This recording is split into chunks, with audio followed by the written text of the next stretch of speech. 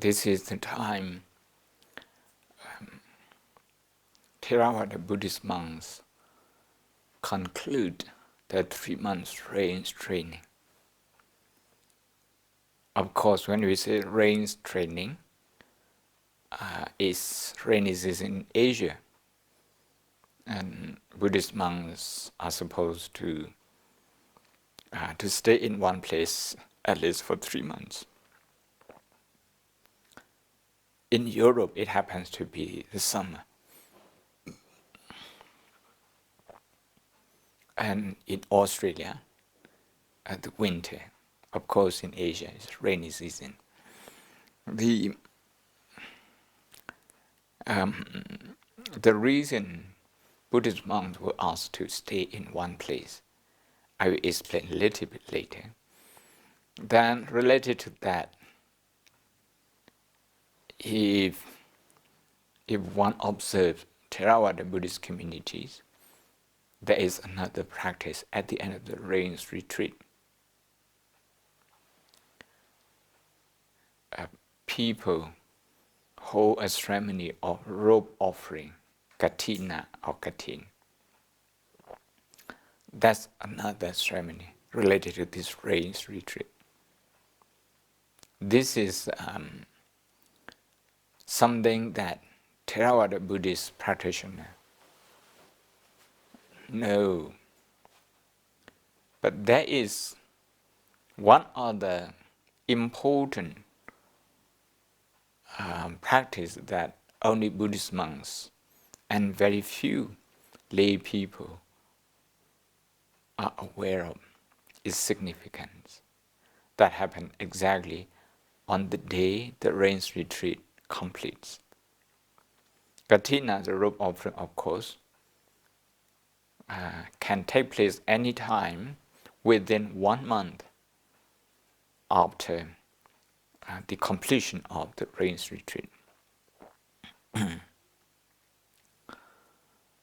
So,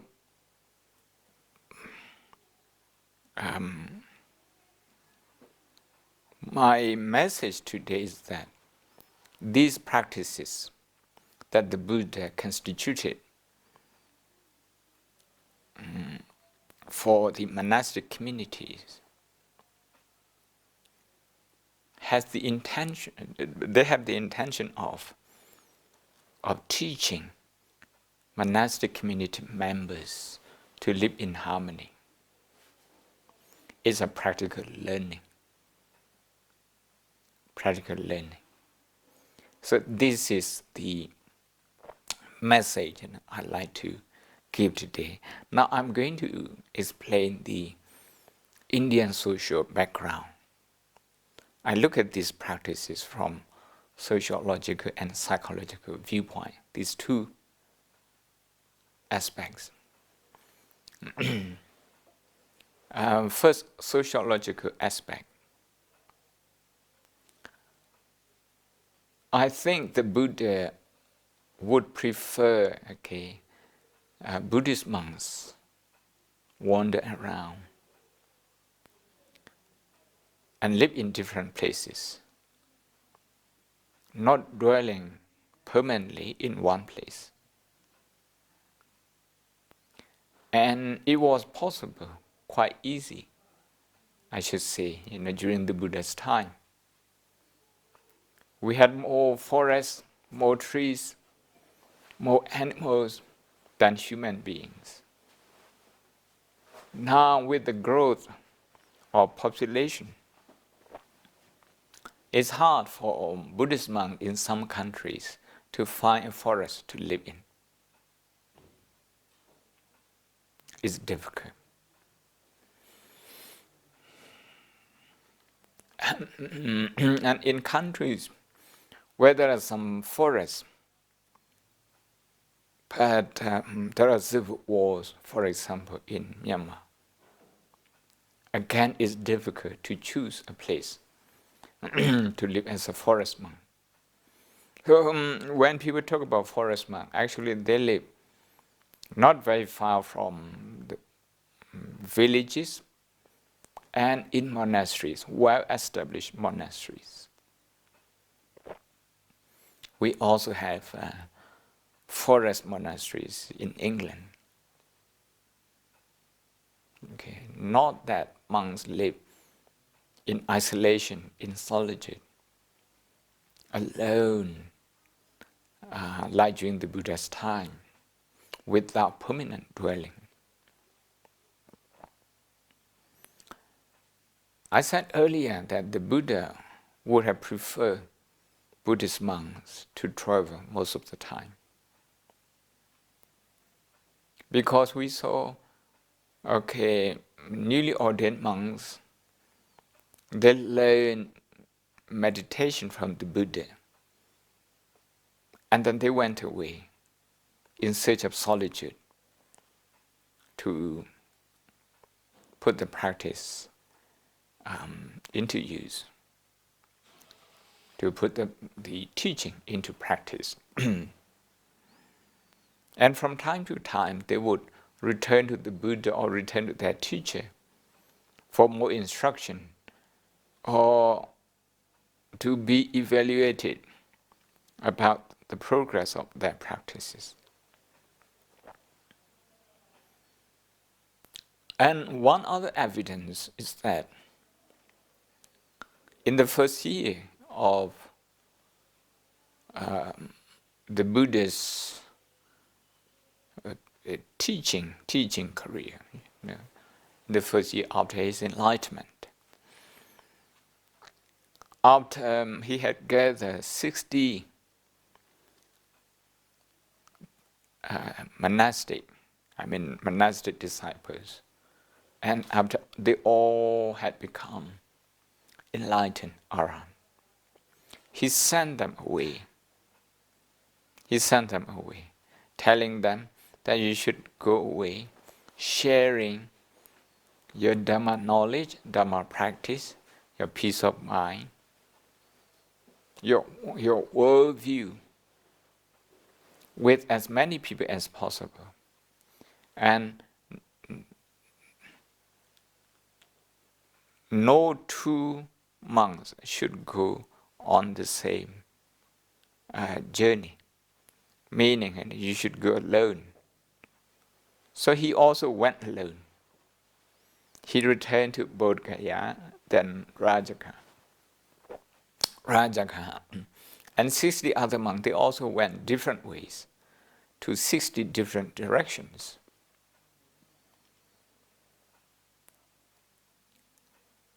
Therefore, helping the people to cope with daily stress, to look at life with right understanding, to train the people to cultivate positive emotion, morality.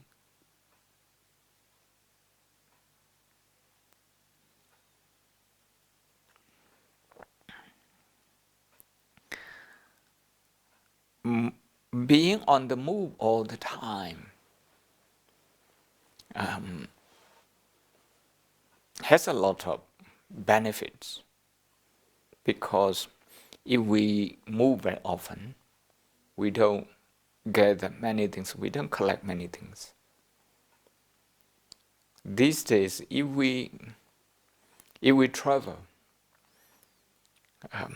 from country to country, we only take 20, maybe maximum 30 kilos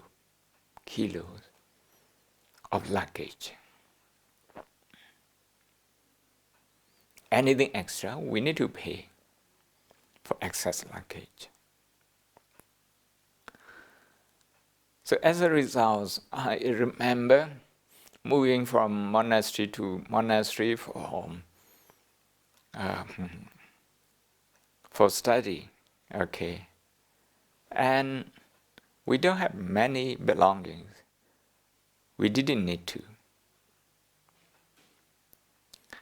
And then when I moved from country to country, from Myanmar to Thailand, then to Sri Lanka, then to England, the time I moved, I remember vividly. one luggage is enough. The rest, we all had to leave behind. Meaning they were not essential. We can do without them.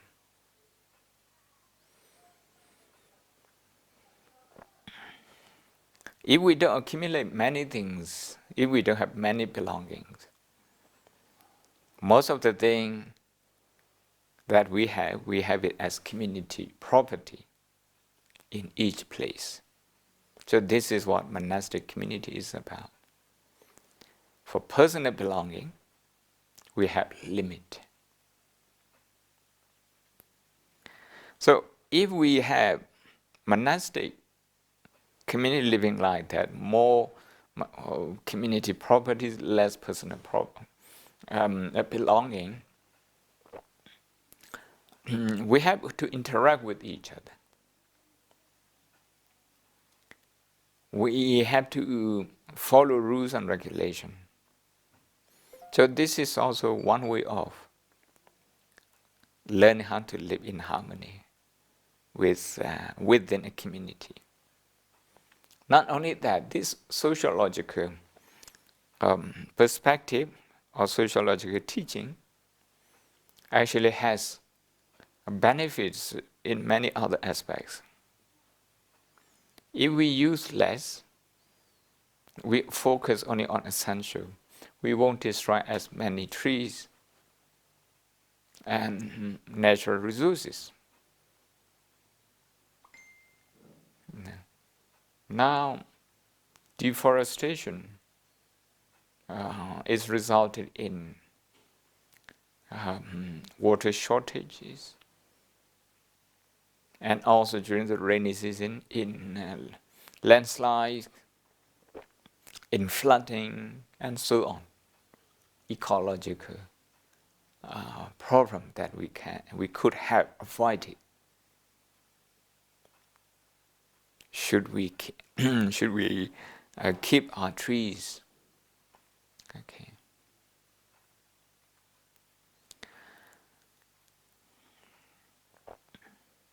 Then moving around means Buddhist monks, they come into contact with different cultures. In one sutta, the Buddha just show the benefit of his moving around, that he learned many languages from many cultures. For example, arms bow. Okay, he knows many languages how to call a bow. That's in the Majjhima Nikaya. And if we move around, interacting with many people, actually, we have more respect to their culture, way of life, belief systems. Widely traveled, widely read people, usually they are more generous, they are more understanding, they are more respectful to other cultures, instead compared to people who live in their own enclave. Okay, never exposed to the outside world.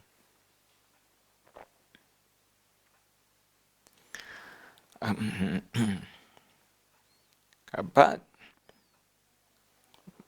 being on the move most of the time has its own downfall as well, especially 2,600 years ago.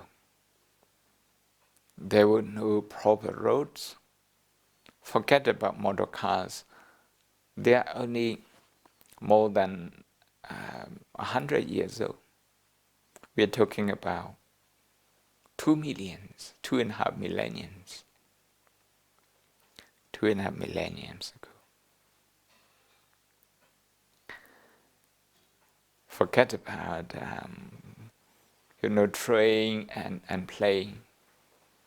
So we need to go back to the time during the Buddha where people, cultivated,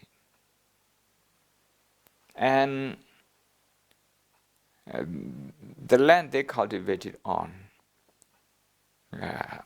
may be used as a road by traveler. Okay, other times when they have no crops.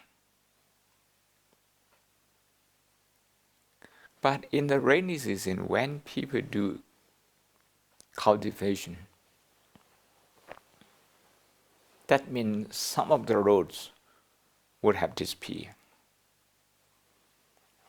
So that kind of environmental situation that was there. These days we don't have that. We have proper road marked, built, and put on the map. We can Google it. So during the Buddha's time, when Buddhist monks traveled during the rainy season, during the cultivation of crops, they obviously step on and perhaps destroy a bit of the plants, the crops. That brought criticism from the farmers. They said, look, Buddhist monks, they're everywhere. They step on our plants, our crops. Why aren't they stay in one place like other ascetics? Because in India, other ascetic communities at that time, they already observed the practice of staying in one place during the rainy season. So this, for this ecological and sociological reason, the Buddha laid down the rule that Buddhist monks should stay in one place during the rainy season.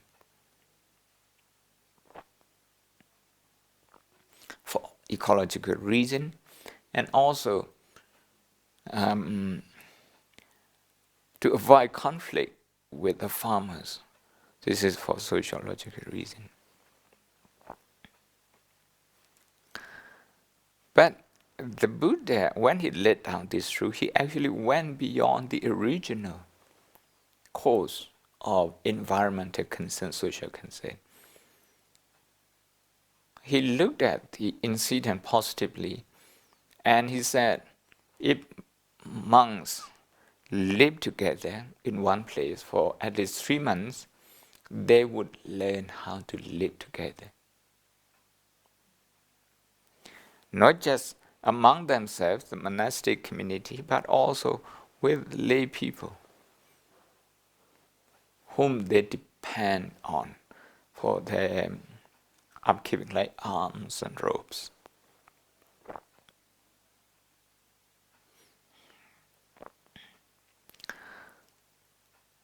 It's not that easy to live together with other people. Even if you are all Buddhist monks, Buddhist nuns, it's not that all easy.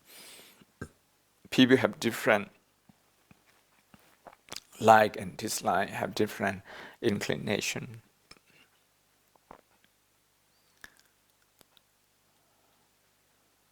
If some people go to bed late, some people go to bed early, it's difficult for them to live close to each other.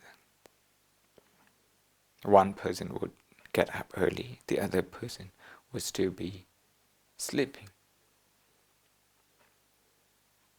This is just to give an innocent example. But these kind of innocent differences, they can be very irritating. They can cause disharmony.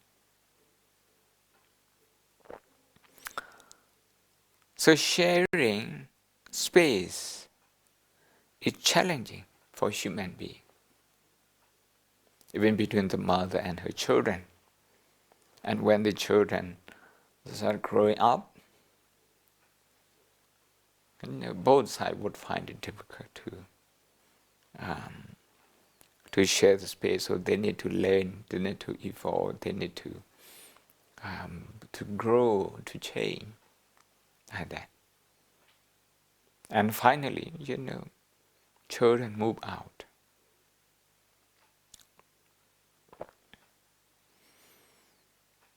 But in the monastic community, because we can benefit each other and we benefit from each other by being in a community like this. We learn from each other, we support each other. That is why it's very important to live in a community. To do that, to live in a community successfully, we need to have a way how to train ourselves, how to integrate ourselves into the community. So the Buddha saw, in my opinion, observing rain's retreat in one place as giving opportunity to Buddhist monks to learn to live together. When we learn to live together, some people may be a bit more talkative, some people may be less talkative. Some people would like to do more meditation, some people half meditation, half reading. And some people would be more social. So, all sorts of personalities. Because of this, in the first 20 years after his enlightenment, every fortnight, the Buddha would repeat the same teaching to the community of monks. That teaching is based on what we call tolerance or patience or forbearance, whatever you want to call that. In Pali it's called Khanti, in Sanskrit Shanti. So this is about inner training that everyone should have. How we should develop respect for each other. If we have respect for each other, then we can easily tolerate each other. We are patient toward each other. When I say respect, one is respect that we have for ourselves. We should develop this. The other is respect for other people, this for the community. If we respect ourselves, we would be careful about what we say and what we do, because we hold our own dignity dearly. Okay. We respect ourselves and we follow the rules, for example. We respect ourselves and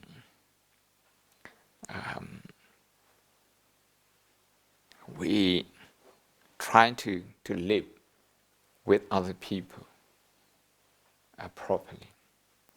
And of course, we can also look at respect from a different point of view. That is respect that we have for other people, meaning we care about other people's feeling, emotion, their welfare and well-being. That respect also helps us to live in harmony. To develop patience and to live in harmony.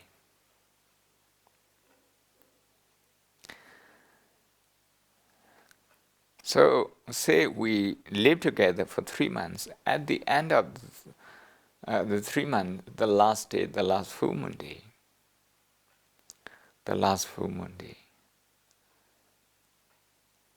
all the fully ordained monks have to come together and then perform, I don't want to use the word ritual, perform a ceremony, shall we say a ceremony where everyone, from the most senior monk to the most junior monk, okay, everyone, we have to say individually that they invite constructive criticism from their fellow community members. This is not an easy thing. So this is to practice humbleness.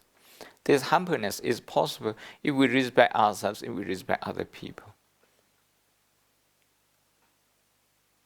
In other words, if we love ourselves and if we love the community.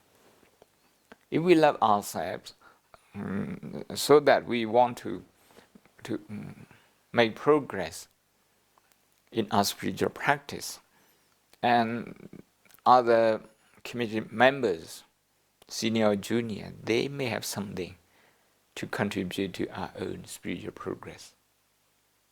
So we connect with them. We invite them to offer constructive criticism. The word is called pavarana. The word invitation is translated from that. Invitation for constructive criticism. The word constructive criticism, I use this because the Buddha uses the word anukambang upadaya, meaning out of compassion. Please, okay, give me criticism, offer me criticism about my behavior, about my attitude, about my action, out of compassion. Anukambang upadaya means out of compassion. Pasando padikarisami, I will reform, I will, reflect and reform. The basis of criticism are Ditthena, Vasudena, Brisanka in Pali. 3. If you have sinned an untoward behavior, or if you have heard inappropriate words from me, or if you are just in doubt, that I might be in the wrong, then please help me to correct them. So this is a very good practice, but difficult to do. Difficult to do because we have our own pride. So if we don't care enough about ourselves, if we don't care enough about the community, we wouldn't be able to do this.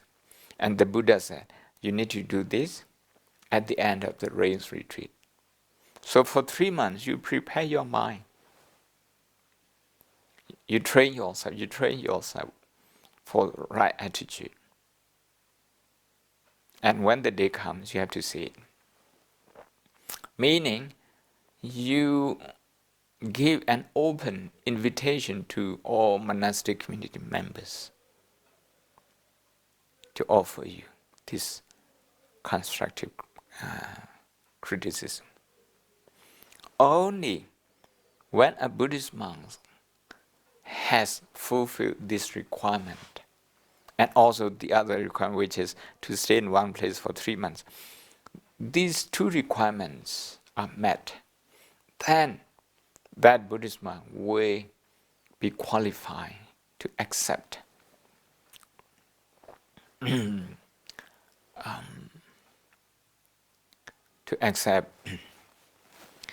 the robe offered by lay people, what we call Katina robe.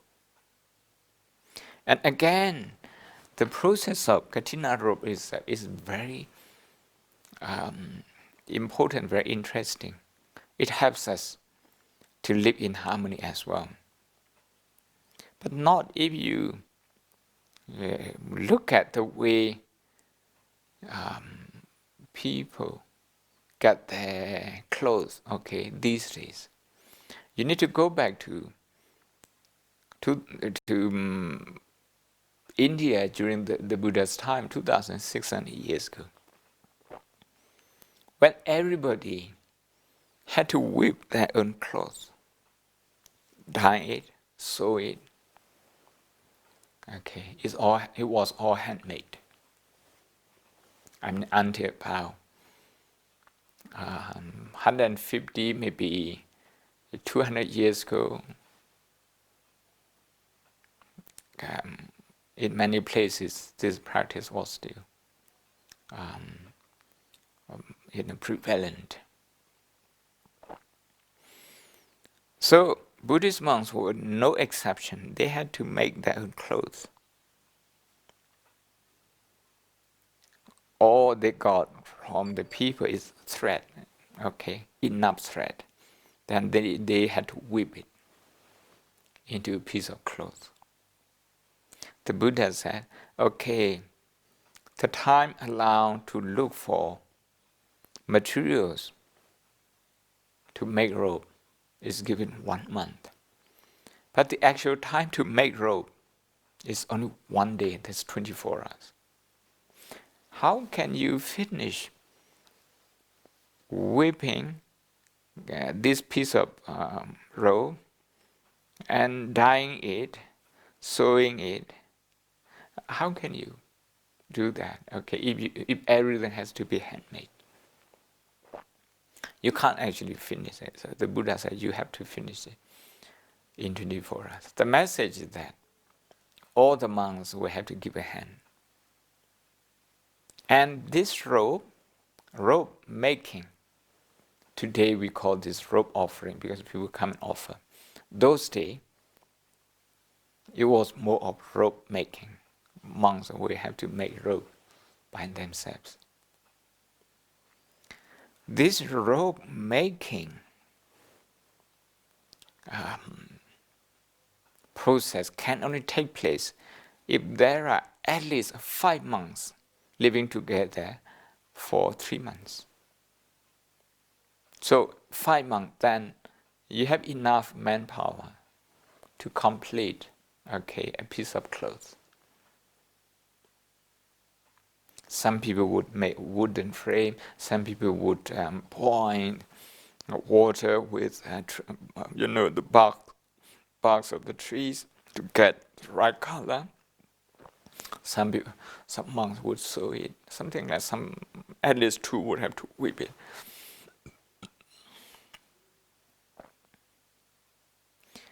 Only 1 piece of robe, but 5 monks are working on it. Who will get it? The rule laid down by the Buddha is that the one who is in most need of this robe. Meaning, if his robe is most worn out, then he would be the person who receives it. So it's based on need. It's not a lottery. Okay, it doesn't go with the lottery system. It goes with need, based on need.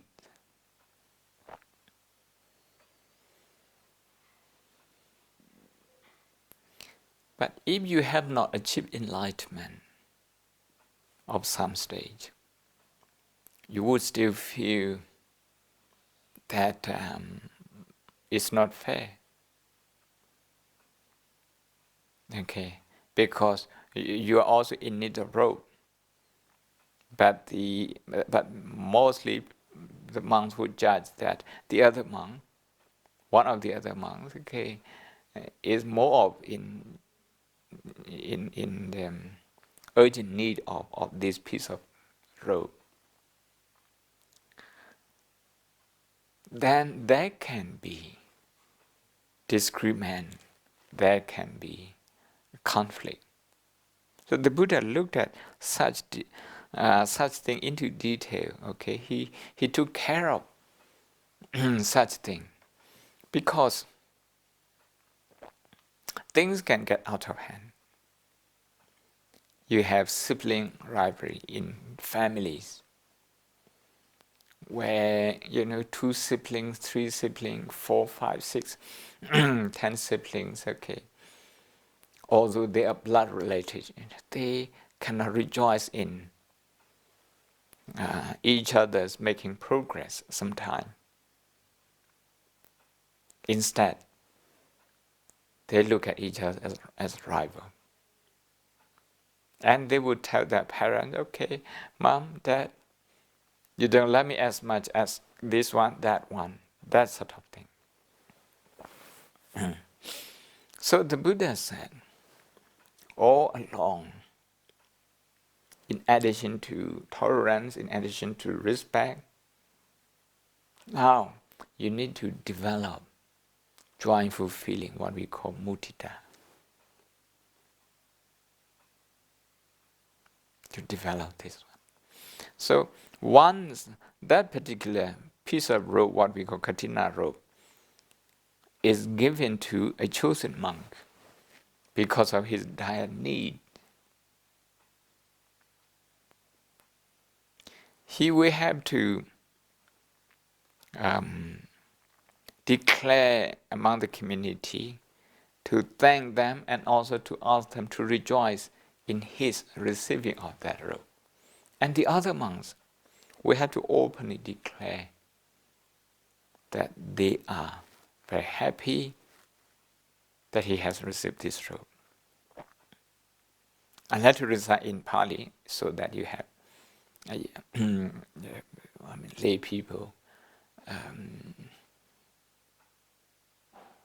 so that you can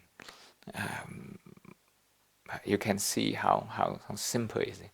Atatam pande sankasa katina dhammiko katina taro anumodami.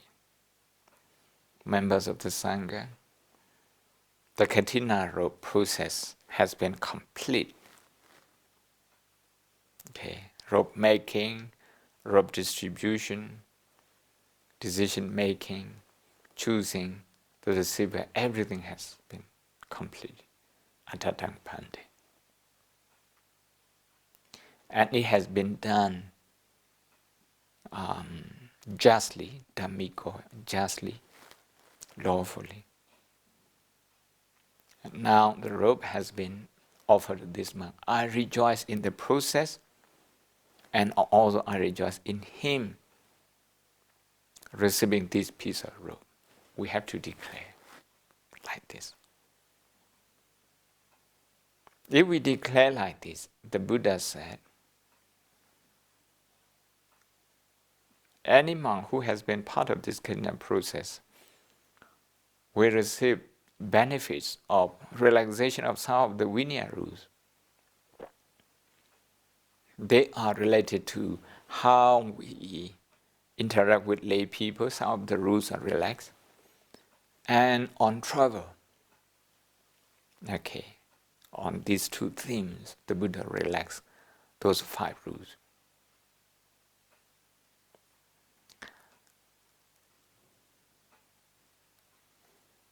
Interaction with people, this is one area where there can be conflict. Some people would like to do that on behalf of the community. Some monks wouldn't want to do it because it would disturb their study and practice, but somebody will have to do it. Then the monk who connects with the people more, who meets the people more, obviously, okay, he will be better known to the people. And that recognition itself can change his mind if he is not stable in his practice, if he is not established in his practice. The impact of meeting many people, listening to them, is not that easy. These days, in modern days, in a public relationship, has become a profession on its own. But in the monastic community, we have to have one monk responsible for this. In every community member, all along we have to have this. It can be tiring, it can be quite enjoyable. We don't know. But it can be a problem area. And that. Sometimes, because you have to make a decision on behalf of the community when you talk to the people. So the Buddha would relax some rules on that. And on travel, okay, when monks most of the time move from place to place in the early days, there have to be rules and regulations governing the arrival in the community and the departure from that community. Doesn't matter how long you live. Okay, there are protocols to follow. So the Buddha would relax them. If you have gone through this process involving living in the same place for 3 months with other monks, as we call rain retreat. The second one, at the end of the rain retreat, to invite other monks to offer you criticism for your shortcoming. The third one is to make robe together and offer it to one monk who is who needs it most. So you can see all along the Buddha wouldn't shy away from social problem.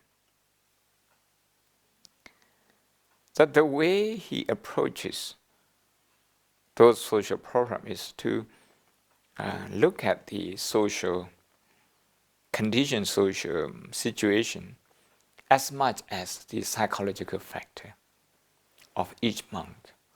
So each individual monk in the community, they would have to develop their mind, tolerance or patience, respect for self and for others, mudita, that is rejoicing in other people's welfare and well-being, and also their progress. Not to feel jealousy.